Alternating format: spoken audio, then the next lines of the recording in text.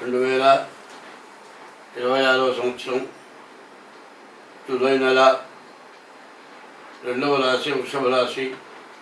ఈ వృషభ రాశి చెప్పుకుందాం. ఈ వృషభ రాశికి వచ్చేటకల్లా గురువు, శుక్రుడు, శని ఈ 3 గ్రహాలు బాగున్నాయి. బాగున్న గ్రహాలు కుజుడు, రవి, కేతువు, రాహు బాగలేదు. కాలసర్ప దోషం, కుజ దోషం ఉంది. తర్వాత కుజుడు జన్మంలో ఉండటం చాలా ఇబ్బందికరం. చాలా అష్టకష్టాలంటే ఉద్యోగం లేకపోవటం, డబ్బులు రాకపోవటం, కుటుంబ కలహాలు రావటం, సమయానికి డబ్బులు లేకపోవటం, ఇట్లాంటి సమస్య మీద సమస్య, విపరీతమైన సమస్యలతో ఇబ్బంది పడటం జరుగుతుంది.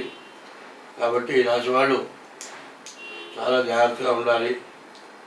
విద్య బాగుంది, విదేశానికి వెళ్ళటానికి అవకాశం ఉంది, వివాహం కావటానికి కూడా అవకాశం ఉంది. కానీ మరి కొన్ని గ్రహాలు పూర్తిగా అర్ధదిడ్డంగా ఉన్నాయి. కాలసర్ప దోషం, కుజ దోషం ఉంటే మరి జాతకాలు చూసుకోకుండా వివాహాలు చేసుకుంటే చాలా ఇబ్బంది పడతారు.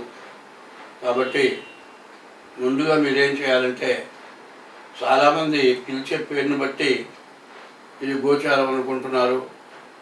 పుట్టిన జన్మ నక్షత్రాన్ని బట్టి గోచారం వస్తుంది.